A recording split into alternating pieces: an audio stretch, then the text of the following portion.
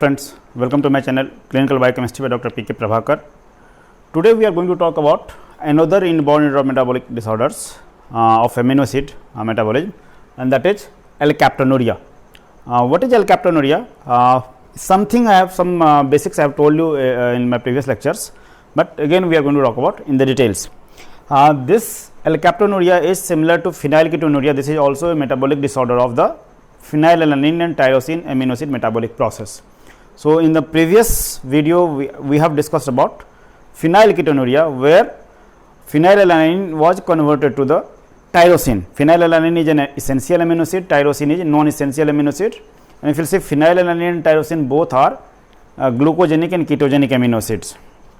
And the basic usage of phenylalanine and tyrosine in our body is it gives you different kind of hormones, like it gives you epinephrine, it gives you norepinephrine, it gives us different color pigments like different kind of melanins, it gives us different other metabolites.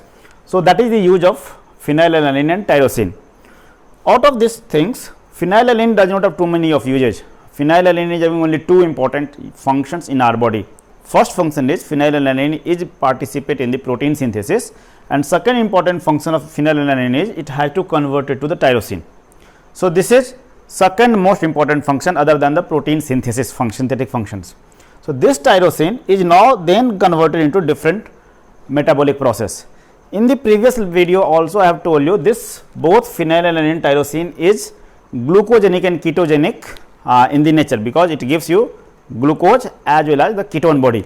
So, that also we will see how it is going to be converted. So, this is the pathway how this is going to be metabolized normally. So, this is we will see this metabolic process, and then we will talk about Alkaptonuria. So, first this phenylalanine, as yesterday in my previous lecture we have seen it, this phenylalanine is converted to tyrosine by a specific enzyme that is called as phenylalanine hydroxylase. This in short form in abbreviation we are going to call PAH. This PAH is going to be converted, this requires tetrahydrobiopterin, remember that one. So, that I will put it in that phenylketonuria video in the description box. So, you can see, if you not watched it you can see it. So, this once we have got tyrosine, this tyrosine is converted to para-hydroxy phenylpyruvate. This is a keto acid. So, this tyrosine conversion to para-hydroxy phenylpyruvate by a specific enzyme that is called as transaminase enzyme. This is a transamination reactions.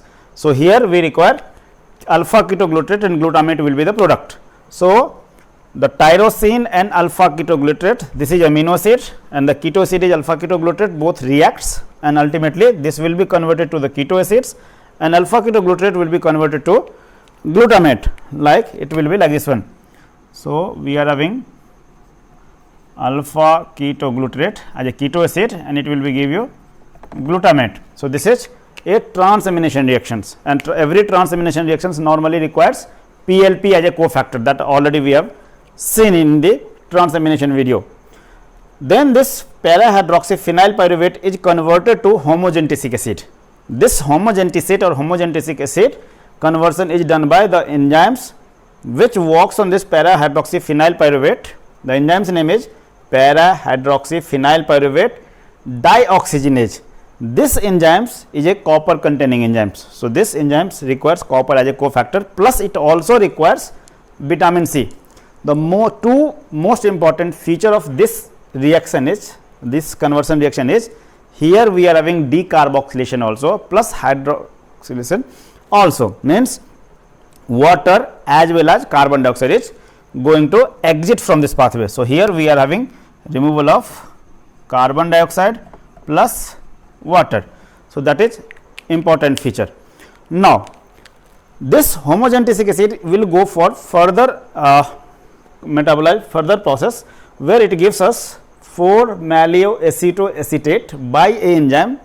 This is called homogentic acid oxidase. This homogentisate oxidase, we are also calling homogentisate oxidase or homogentic acid oxidase. This is iron containing enzyme. So, this enzymes requires oxygen here and converted to 4-malloacetoacetate.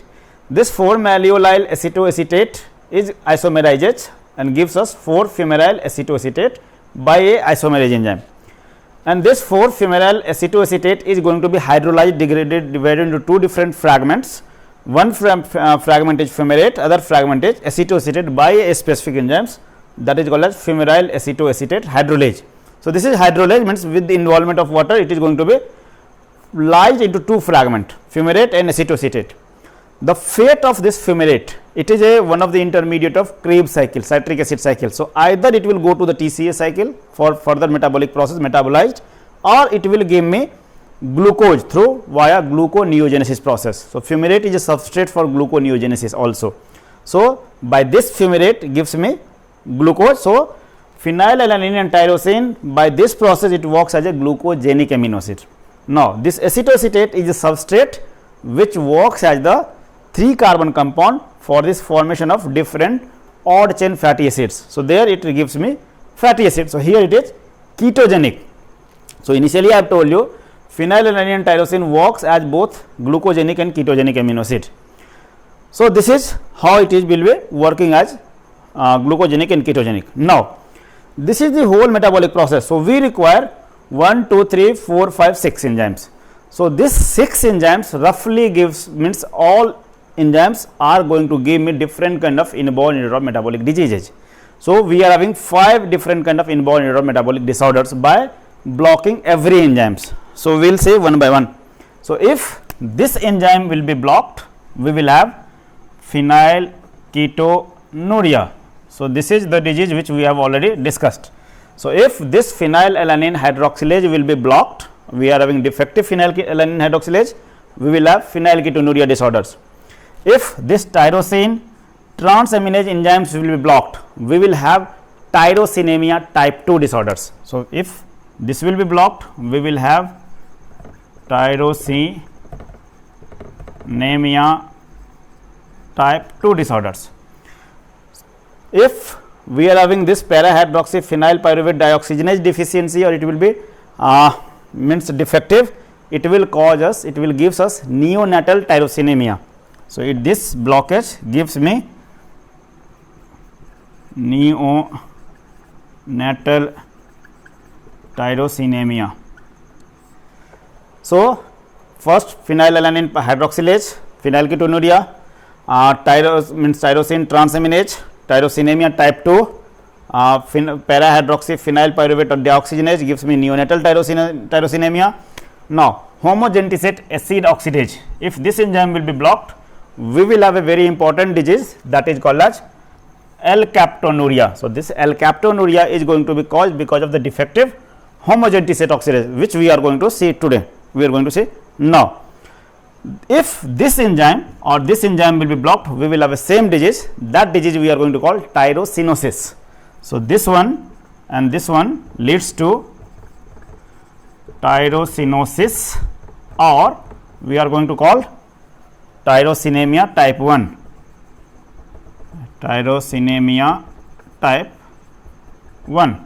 So, these are the 5 different metabolic disorders which we are going to have by different defective genes. So, if gene for phenylalanine hydroxylase deficiency, abnormality cause phenylketonuria, defect in the tyrosine transaminase causes tyrosinemia type 2, defect in the para-hydroxyphenyl pyruvate dehydrogenase, this causes neonatal tyrosinemia, defect in homogentisate acid oxidase causes Alkaptonuria, defect of mallyl acetoacetate isomerase or phenyl acetoacetate hydroxylase. This too leads to either tyrosinosis or tyrosinemia type 1. Now,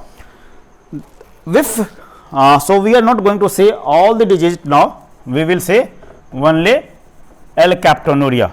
So, just for a second. Now, if this enzyme homogentisate oxidase is going to be blocked here, so what will happen? We are unable to use homogentisic acid. So, in this case, homogentisic acid is going to be accumulated in our body. Now, this accumulation of homogentisic acid ultimately leads us different kind of disorder, different kind of abnormality, different kind of features. So, that we will see. Now, Some of the important feature of this Alkaptonuria disorder is this Alkaptonuria is one of the first metabolic disorders, first inborn metabolic disorders which was studied. It is not only the first characterized inborn metabolic disorders, but first ever disease which is identified, which is that will be inherited, means the first inherited disorder which is studied is Alkaptonuria only. So, this is first inherited disease which was studied as inherited, that is Alkaptonuria. This is the first inborn metabolic disorders which is studied, that is Alkaptonuria.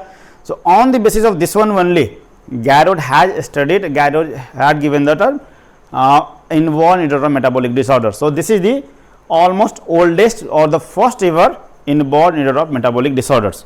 Now, how this is going to cause, how this homogentic acid accumulations leads to abnormality. So, there are three different kind of abnormality. The accumulation of homogentic acid leads to three different kind of abnormality in our body. So, first it is going to cause homogentic aciduria. First disorder is called as homogentic aciduria. So, this is because of homogentic acid accumulations. Second one is large joint arthritis. Second one is large joint arthritis. It is slightly different from the rheumatoid arthritis. And third is black ochronotic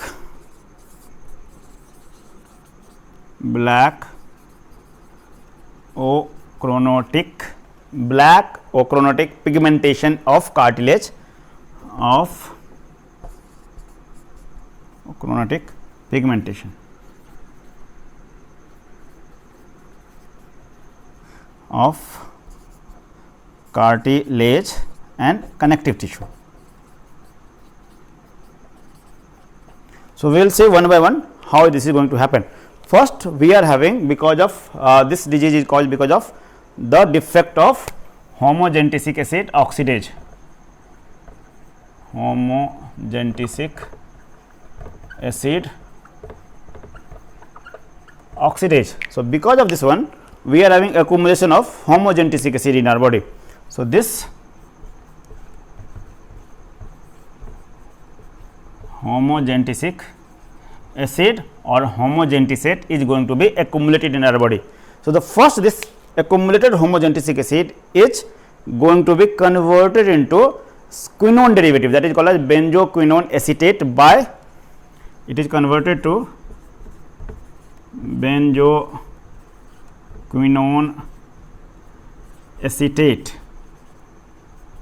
and then this benzoquinone acetate is converted into, it is going to be polymerized, it will give you multiple units of this benzoquinone derivatives is going to be polymerized and gives you a black color pigment, that is called as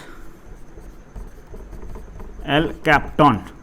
This is called as Alkapton. This Alkapton binds to different tissue, it binds to especially soft tissue of our body. So, this is the main product which is going to cause defect. In this case, this is polymerization reactions. So, this is polymerization, and at this step we require a specific enzyme that is called as polyphenol oxidase. Here we require a specific enzyme that is called as polyphenol oxidase. Now, we are see how these three different kind of abnormality is going to leads to this going to three different kind of disorders occurs because of this process. This is the diverted pathway. Normally, you do not have metabolic process because tyrosine is not metabolized up to fumarate or acetoacetate because homogentic acid oxidase blocking. So, once this will not be occurring, then this homogentic acid will be accumulated and it will be diverted to other metabolic pathway. So, other metabolic pathway is, one of the metabolic pathway is this one, where it converted into Alkapton, which is a polymeric product. Now, we will see how this is going to happen. First, homogentic aciduria. Aciduria means urine will be, because we are talking about urea. So, it means we are talking about the urine. So, urine will be acidic. Why? Because of presence of homogentic acid.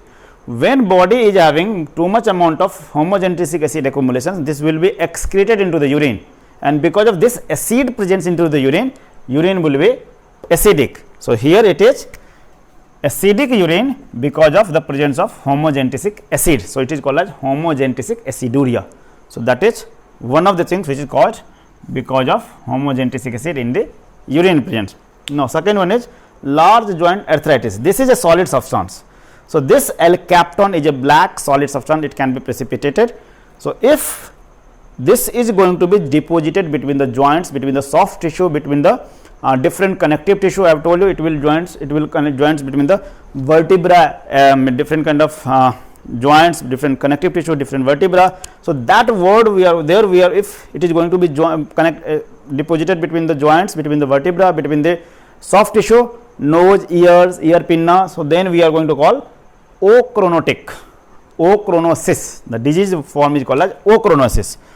When this is going to deposited between the joints, it is called as arthritis. So, the arthritis is the friction between the bones when it will be reduced because of the replacement of hyaluronic acid between the joints, it is called as arthritis. So, here it is replaced by Alkapton. So, hyaluronic acid is going to be replaced by Alkapton. So, joints is having more friction. So, it is a similar type of arthritis type of activity. So, this is called as large joint arthritis, which is because of the deposition of Alkapton between the joints. And third is this color of this compound is black. So, this black color compound is going to be deposited between the soft tissue and the cartilage like ear pinna, nose, different other cartilages substances. So, because of that one, the place where it will be deposited, it will looks like black. So, that is called as black ochronotic pigmentation of connective tissue and the soft tissue. Now, how to find out? Because this disease is not a very serious disease. So, normally we do not have very diagnostic tools we are having, techniques we are having, but whenever this a person who is having this enzymes deficiency or they do not have this enzyme deficiency, means they are having homogentic acid in their urine. So, if this urine will be left out into the air for longer duration of time. So, if the person who is having this disease, if their urine will be left out into the air, so it will be oxidized and it will give me Alkapton. So, urine becomes black urine. So, urine is going to be black, and so that is why this Alkaptonuria is also called as black urine disease. So, urine is going to be converted into black color, looks like coke. So, the urine looks like coke. So, that is why it is called as black urine disorders, black urine diseases.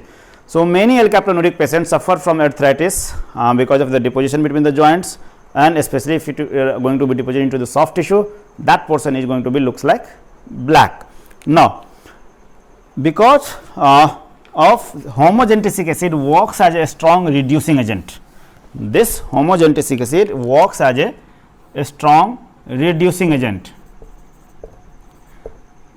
So, if you want to identify, you can identify them by the reducing test, but the drawback is if you are going to test urine for the reducing agent as a reducing means for the reducing compounds.